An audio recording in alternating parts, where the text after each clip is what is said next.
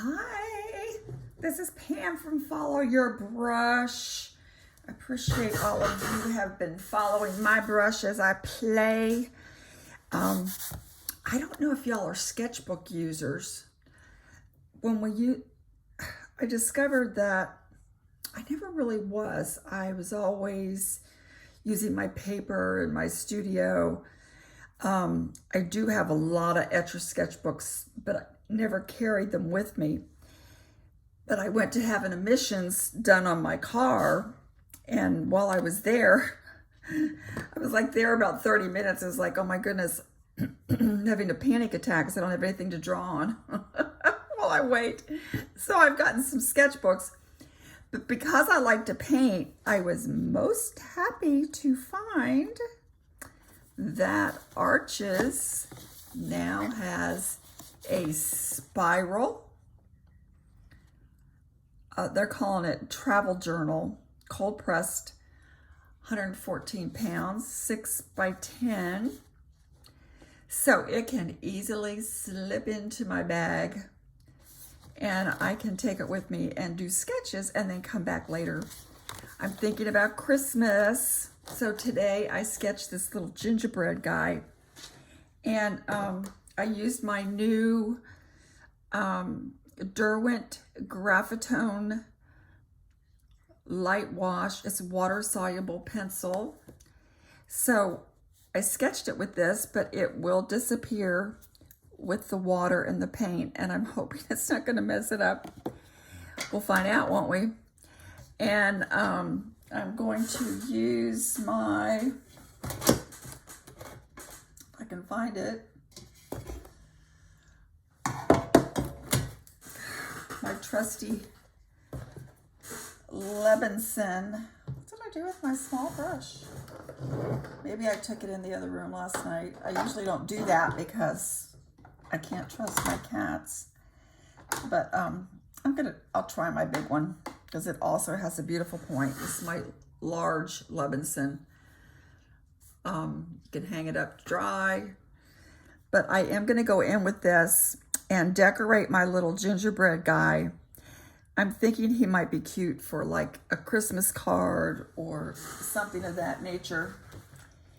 So I thought you might want to just join me as I explore this. As you know, one of my favorite techniques is putting the water in first and then the color. So let's kind of come in here. Now these lines are going to dissolve with the water, so it will blend into my painting. But let's see how this does. And I also wanted to try my Arches book. I'm trying to be really careful and not flood this thing with water. But all those different techniques that I've been showing you actually, oh look there, the lines aren't going. The lines aren't going away. So they can give me a guide, but they're not staying there. Some of the different techniques that I've been talking about with the watercolor, as far as putting your paint in, for water in first and then putting in your paint. This is how it can be used to actually do something. So you can sketch your little painting first, and in this case I did it with that water soluble pencil,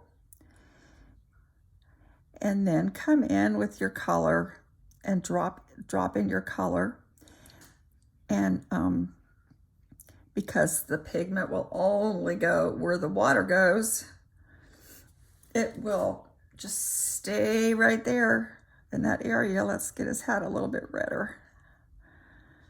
So this is going to be my little gingerbread guy for Christmas. I am doing some Christmas cards. I have a lot of different paintings that I've done in various years, and I have them on my website. So what I have done is actually I ordered my own Christmas cards from myself. So I have some Christmas cards coming with my own artwork on it. I'm gonna do my little guy. I know I didn't wet him ahead of time, but I'm gonna come in here with some wet pigment. I don't really want to. This brush, as you can tell, this brush holds a lot of water. It's one reason I like it. Also has a nice point. Come in here and do my little guy. But I'm wanting to go around some of these areas. Right now I'm gonna leave it white. Kind of go around his eyes. And then I will come back later and do those. I have so much water on this because these brushes are so absorbent. I'm gonna go on down in here, do a little hands, leave some white areas in between. As you can see, this brush holds lots of water, lots of pigment. So I can use this for a long time. It's one reason I like it. I do have a smaller one, but I'm not sure what I did with it. I didn't look real hard though, so I'm sure it's here. I may have taken it in the other room. In the evenings, I like to do work in there with my,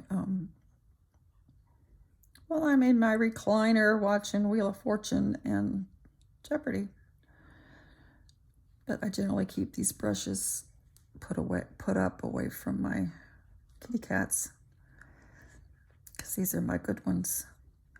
Anyway, so here's my little gingerbread guy. I'm going to make his body kind of a golden color.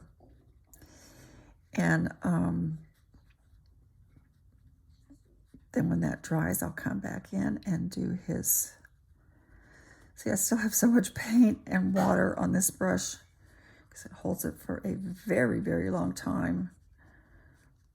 It's so absorbent. This is my brush from Tracy Levinson. You can find him at levinsonbrushes.com. Put in a little plug for Tracy.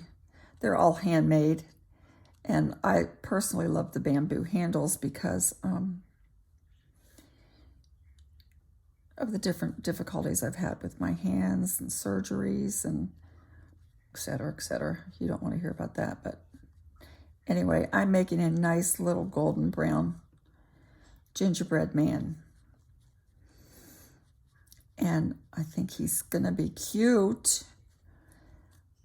And I may use this as an ornament for one of my grandkids, or I don't know, little bookmark.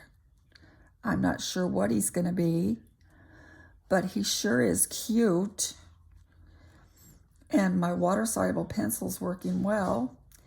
And it's nice to have it in a sketchbook. I like the fact that Arches, if you like Arches paper, which is, you know, one of our top-notch papers that we as artists enjoy using, this is good news to know that they have this in a spiral bound sketchbook that you can carry with you. So I think he's kind of cute here. He's kind of cute. He's really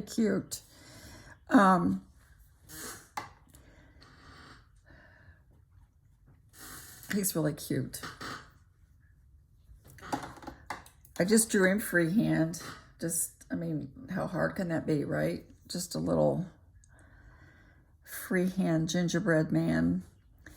I'm going to let him dry because I don't want to mess him up. I say that as I go into I'm going to give him a little blue bow tie, or her, whatever. Oops, see? Shouldn't have done that because now his bow tie is bleeding. So let me come back in here. Follow my own advice. I'm going to just blot this up, which I can do. So we come back in. Like I say, you can watch this channel to watch me mess up. Didn't I say that the other day? You can watch this to see how I mess up my paintings. He does have a smile on there. I'll get that back in a while. Okay. All right, we'll wait on the bow tie. And I'm just going to fill back in for the Gingerbread Man, and then I'll come back later and finish the rest. I'm using Quinn Gold, if anyone's interested.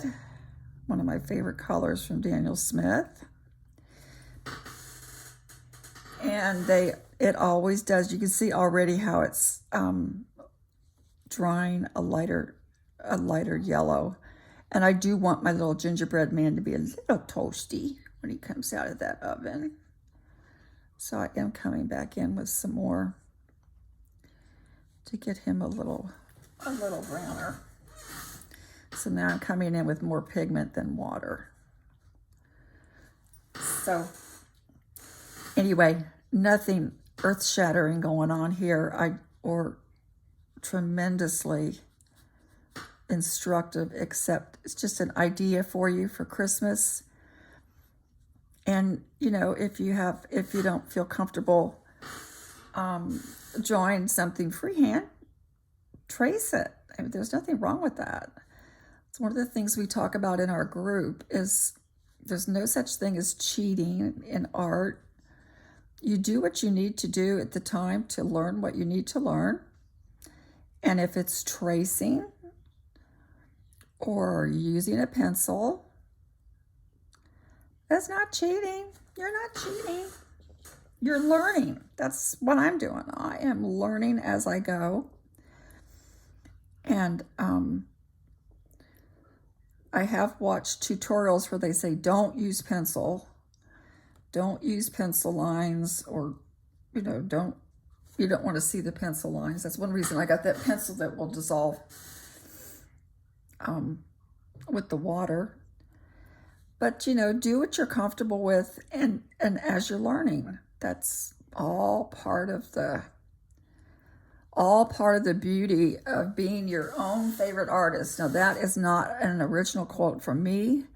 I got that from Angela Fair, who has helped me learn and grow over these last few years. So there's my little Gingerbread Man, the beginning of him anyway.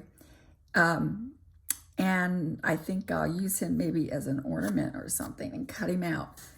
So there's an idea for you. Just Merry Christmas and have some fun. And if you want to trace cookie cutters too, I thought that might be fun as well. Just trace a cookie cutter for whatever, your stars or whatever, and then paint them and leave yourself a little space. You could it can be a bookmark. You can cut it out as a bookmark. You can cut it out as in fact, with this one, I could, if you want to make it a little ornament, just put yourself a little spot there that you can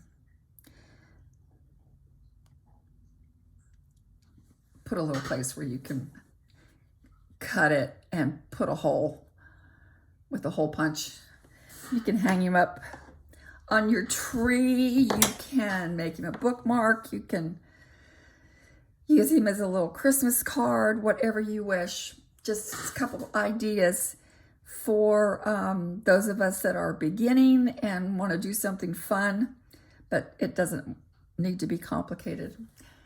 Merry Christmas, make some holiday cards, and have a ball. Bye.